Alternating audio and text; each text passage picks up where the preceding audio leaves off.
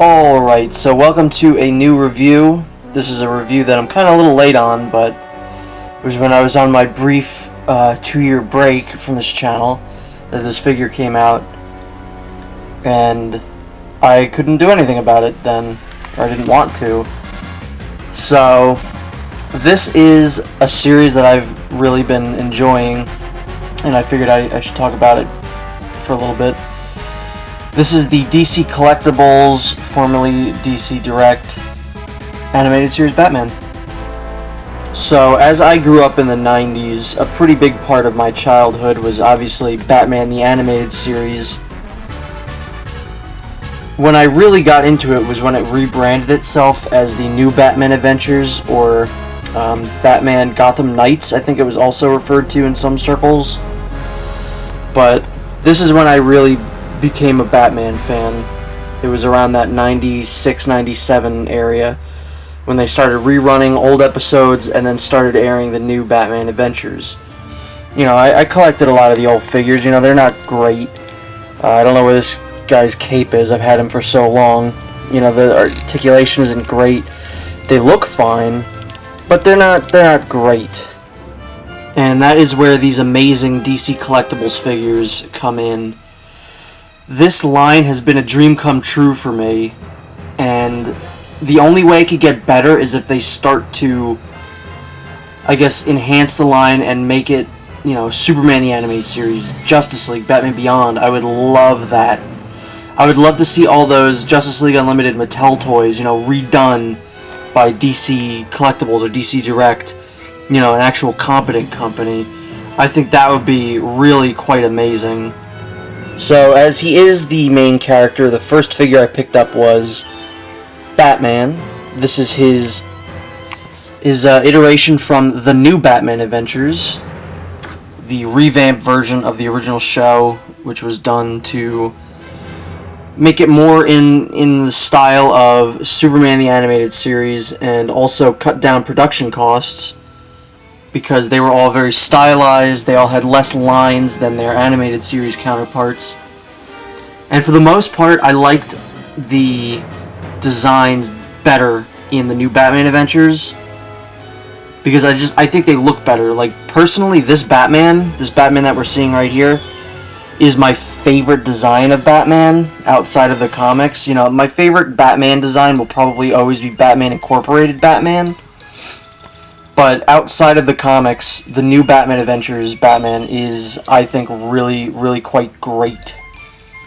So I was really happy that they released this figure first instead of the animated series, which there is, by the way. They did release an animated series Batman, which I'll probably pick up eventually. I do want to get the complete, like, set of all these figures. The best thing about all these figures is how they sincerely look like they just jumped off of, you know, a Bruce Timm's pages from a sketchbook or something like that. You know, they look like they just jumped out of the show. They look really just amazing. This is one of those, I think, if you were to buy, you might want to look at them first before you pick them up, because I've heard not amazing things about the paint jobs on some of these figures. Thankfully, I've gotten them all to be pretty competently painted. He's falling over there. So I've not had a problem with any of the figures that I have. Well, I guess that's not great, actually. That's weird. I actually never noticed that. See, this is what reviews are good for. In the back there, you can see Batman's head. He's got a little bit of flesh color underneath his neck there. I guess they just figure people aren't probably going to be looking at that, which, to be fair, they probably shouldn't be. Yeah, the cape is, you know, rubber, which I'm always glad for. I always hate soft goods in a figure. That's not what I want, because it just doesn't look right, ever. So, you know, he's got the big, fat, thick bat symbol, which I like. He's got gray instead of, well, the other one did have gray, but I think this gray looks better because it's gray and black instead of gray and blue. And I do like gray and blue Batman.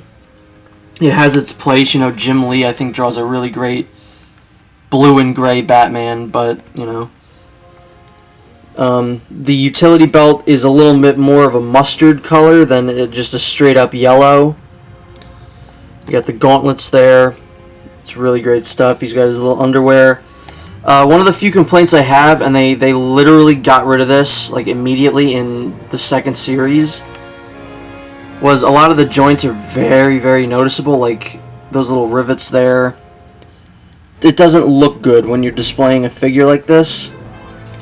And like I said, these figures aren't perfect. You can see there's some little paint things there, but that's to be expected in a figure like this. But, you know, when you're spending $20 each on all these guys, you kind of want something a little bit better, but it's not noticeable unless you're really, really looking at it.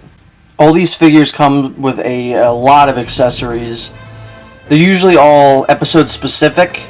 However, Batman just kind of gets a few alternate hands, you know, one open, one grabbing something, you know, fist. I like to display him like this with the Batarang because I feel like not a lot of Batman figures come with Batarangs.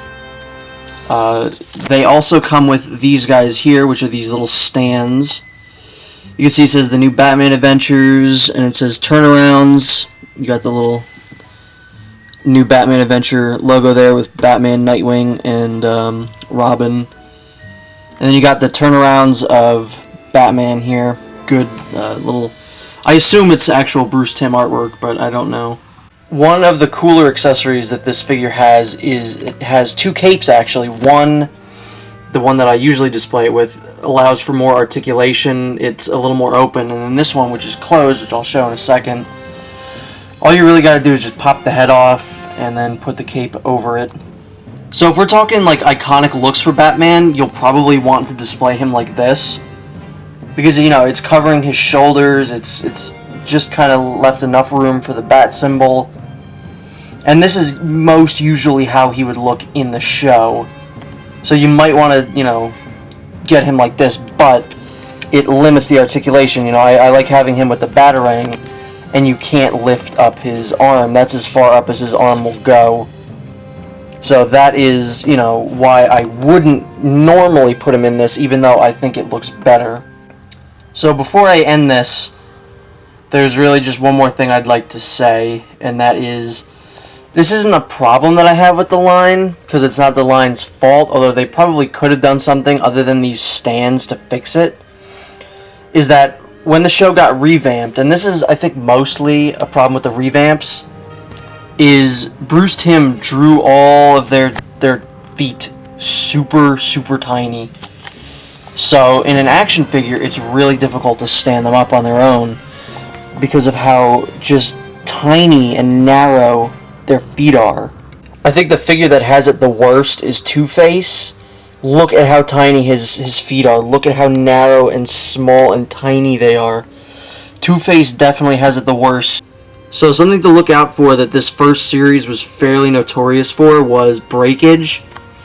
You know, I've read lots of horror stories about people's Catwomans just falling apart, or, you know, Two-Face, just his legs falling off, or...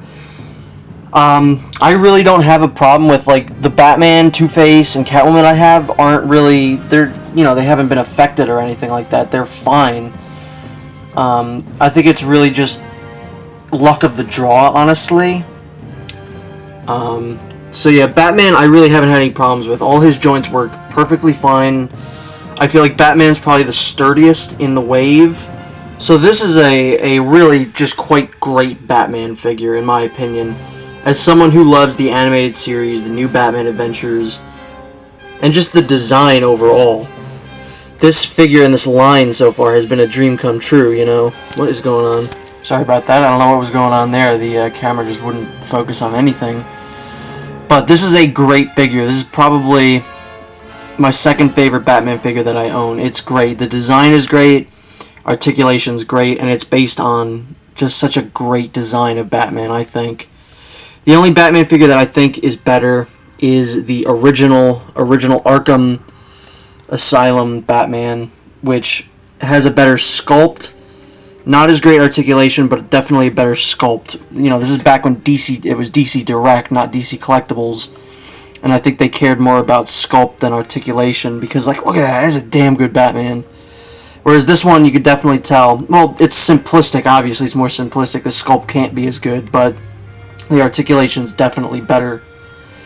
And if you have never picked up any of these figures but want to, I give the whole line a good old thumbs up.